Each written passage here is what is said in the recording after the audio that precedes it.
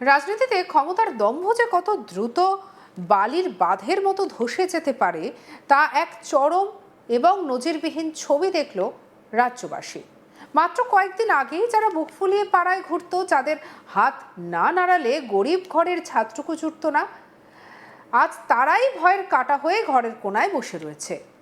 শুধু বসে থাকা নয়, এতদিন ধরে গরিব মানুষদের রক্ত জল করা উপার্জনের যে টাকা কাটমানি বা সিন্ডিকেটের নামে পকেটে পোড়া হয়েছিল, আজ তা আক্ষরিক অর্থে গুনে গুনে ফেরত দিতে হচ্ছে। কোথাও চোখের জলে, কোথাও আবার জনরোষের ভয়ে কাঁপতে কাঁপতে চোরের মতো উপভোক্তাদের দোরগোড়ায় গিয়ে টাকা ফিরিয়ে দিয়ে আসতে হচ্ছে। যে নেতারা ভাবতো তাদের রাজত্ব কোনোদিন শেষ হবে না, আজ এক লহমায় পরিস্থিতি এমন বদলেছে যে অনেক নেতা স্রেফ এলাকা ছাড়া, এমনকি ছেলের কুকীর্তির দায় মাথায় নিয়ে বৃদ্ধ বাবাকেও জনসমক্ষে এসে উপভোক্তাদের টাকা মেটাতে হচ্ছে। তবে শুধু আড়ালে আবডালে নয়, এবার তো খোদ এক দাপুটে জনপ্রতিনিধি প্রকাশ্যে দিবালোকে সবার সামনে বাসে সরকারি প্রকল্পের নামে নেওয়া ঘুষের টাকা থরে থরে সাজিয়ে গুনে গুনে ফেরত দিলেন। আর সেই টাকা ফেরতের ক্যাশ কাউন্টার খোলার ভিডিও এখন সোশ্যাল মিডিয়ায় ঝড়ের গতিতে ভাইরাল। ডিজিটাল স্ক্রিনে সেই ভিডিও দেখে যারা দেখেছেন তারা একাধারে হাসছেন, অন্যধারে ভাবছেন আইনের চাকা ঘুরতে বোধহয় একেই বলে। যে হাত ধরে একদিন অহংকারের সঙ্গে টাকা নেওয়া হয়েছিল, আজ সেই হাত দিয়ে মাথা নিচু করে টাকা ফেরত দেওয়ার এই দৃশ্য আসলে দীর্ঘদিনের পুঞ্জীভূত দুর্নীতির এক জীবন্ত দলিল। ক্ষমতার হাত বদল যে আমজনতার পকেটে এভাবে স্বস্তি ফিরিয়ে আনবে তা হয়তো কয়েক মাস আগেও কেউ কল্পনা করতে পারেনি। 2026-এর বিধানসভা ভোটে রাজ্যে এক বিশাল রাজনৈতিক পালাবদল ঘটে গিয়েছে। বিপুল সংখ্যাগরিষ্ঠতা নিয়ে রাজ্যে ক্ষমতায় এসেছে বিজেপি। আর এই ক্ষমতার পরিবর্তনের পরেই ভুলবদল হয়েছে গোটা পরিস্থিতির। শাসকের তকমা হারাতেই তৃণমূলের সেই সব দুর্নীতিগ্রস্ত নেতাদের দাপট এক নিমেষে ধুলোয় মিশে গিয়েছে। আর এই পটভূমিতেই চাঞ্চল্যকর ঘটনাটি ঘটেছে বীরভূম জেলার ময়ূরেশ্বর থানার অন্তর্গত দাসপলসা গ্রাম পঞ্চায়েতের বীরনগরী গ্রামে, যেখানে দাসপলসা গ্রাম পঞ্চায়েতের তৃণমূল কংগ্রেসের উপপ্রধান শ্যামল বাইন নিজে বসে আবাস যোজনার নামে সাধারণ মানুষের থেকে নেওয়া প্রায় 2,70,000 টাকার কাটমানি গুনে গুনে ফেরত দিয়েছেন। এই ঘটনাটি 290 নম্বর বিধানসভার 189 নম্বর এবং 190 নম্বর বুথ এলাকাকে কেন্দ্র করে সামনে এসেছে। স্থানীয় বাসিন্দাদের দাবি, মাথার উপর একটা পাকা ছাদ পাওয়ার আশায় এবং প্রধানমন্ত্রী আবাস যোজনার সুবিধা পাওয়ার লোভে এই গরিব মানুষগুলো বাধ্য হয়ে উপপ্রধানকে মোটা অঙ্কের টাকা দিয়েছিলেন। তখন ক্ষমতার অলিন্দে থাকা নেতারা ভাবতেই পারেন যে 2026-এ এসে এভাবে পাশা উল্টে যাবে। আজ মানুষ যখন সরকার দুর্নীতির বিরুদ্ধে কড়া অভিযোগ নিচ্ছে এবং সাধারণ মানুষের নিজেদের অধিকার বুঝে নেওয়ার জন্য রাস্তায় নামছে, তখন এই বিপুল পরিমাণে টাকা ফেরত দেওয়ার ছাড়া উপপ্রধানের কাছে আর কোনো রাস্তাই খোলা ছিল না। চলুন ছবিটা দেখি।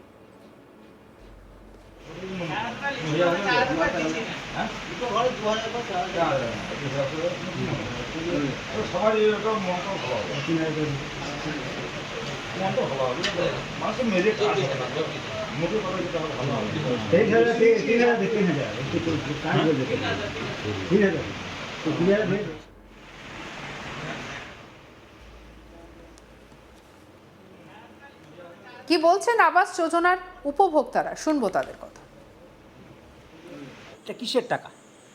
বাংলা আবাস যোজনা। বাংলা আবাস যোজনা না প্রধানমন্ত্রী আবাস যোজনা এইসব, তাই তো? হ্যাঁ। তো কি চাঁদা হিসাবে নিয়েছো টাকাটা?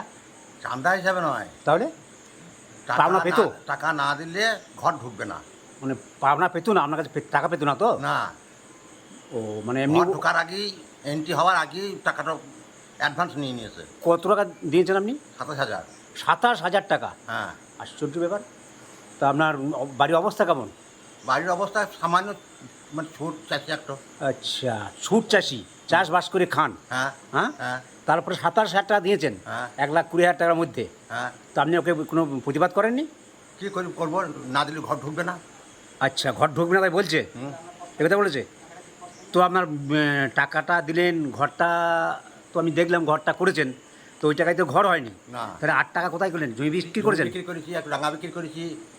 বাহ, তাহলে উপপ্রধান সাহেব তাহলে ভালো বলছেন। আপনার ঘরটা তৈরি করে দেওয়ার পরে, টাকাটা ঢুকিয়ে দেওয়ার পরে আপনার কাছ থেকে যে টাকাটা নিয়েছিল, তারপরেও আপনারা বলছেন পরে নেয়নি, আগে নিয়েছে। আগে টাকা নিয়েছে? হ্যাঁ। আচ্ছা, ঠিক আছে। আপনারা কিসের জন্য টাকা দিয়েছিলেন? ঘরের টাকা চাইছিল দিয়েছিলাম। আর কি আজকে টাকা ফেরত দিল আপনাকে? হ্যাঁ, ফেরত দিলে। তো টাকাটা কিসের জন্য দিয়েছিলেন? ওই ঘরের লেগে দিয়ে বলে ঘর ঢুকবে না, সেই বলে দিয়েছিল। কে আমরা কে বলেছিল সেটা? সেটা ওই শ্যামল বাইন শ্যামল বাইন কে? মেম্বার। কই আপনাদের গ্রামের মেম্বার নাকি? হ্যাঁ, গ্রামের মেম্বার। তো আর কত টাকা দিয়েছিলেন? আমি 5,000 দিয়েছিলাম, আমাকে 4,000 ফেরত দিলে। ও, আর কতজনকে টাকা ফেরত দিয়েছে? অনেক জনকে দিয়েছে। মোটামুটি কত টাকার মতো বটে? তা 2-3 লাখ বটে।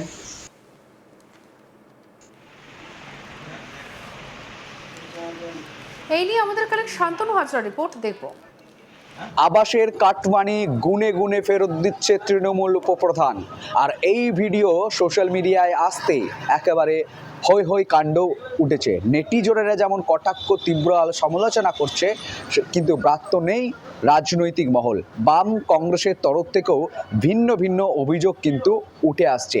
বলা হচ্ছে এই যে দুর্নীতিবাজ উপপ্রধান তৃণমূলের নেতা মন্ত্রী কর্মীরা কেন টাকা গুনে ফেরত দিয়েই তারা মুকুব পাচ্ছেন। তারা তো যে অন্যায়, যে দুর্নীতি, যে সরকার বিরোধী কার্যকলাপ করছে তার জন্য তারা কেন আইনি শাস্তি পাবে না, এটাই কিন্তু প্রশ্ন তোলা হচ্ছে। এমনটাই কিন্তু বাম নেতৃত্ব এবং কংগ্রেস নেতৃত্ব প্রশ্ন তুলছে।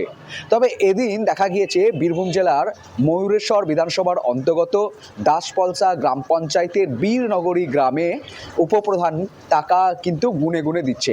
কাদের টাকা গুনে গুনে দিচ্ছে এবং কেন গুনে গুনে দিতে বাধ্য হয়েছেন তিনি, এই নিয়ে ওই এলাকার স্থানীয় বাসিন্দারা তারা জানাচ্ছে যে আবাসের বাড়ি পাইয়ে দেওয়ার নাম করে কারো কাছ থেকে 20,000, কারো কাছে 10, কারো কাছে 30, কারো কাছে 35, এরকম করে রীতিমতোই প্রায় দেখা গিয়েছে যে সংখ্যাটা, যে মোট অঙ্ক পরিমাণ দাঁড়িয়েছে, সেই মোট এই শুধুমাত্র আবাসের বাড়ি পাইয়ে দেওয়ার জন্য যে টাকার পরিমাণ, সেই পরিমাণ হলো 2,70,000 টাকা।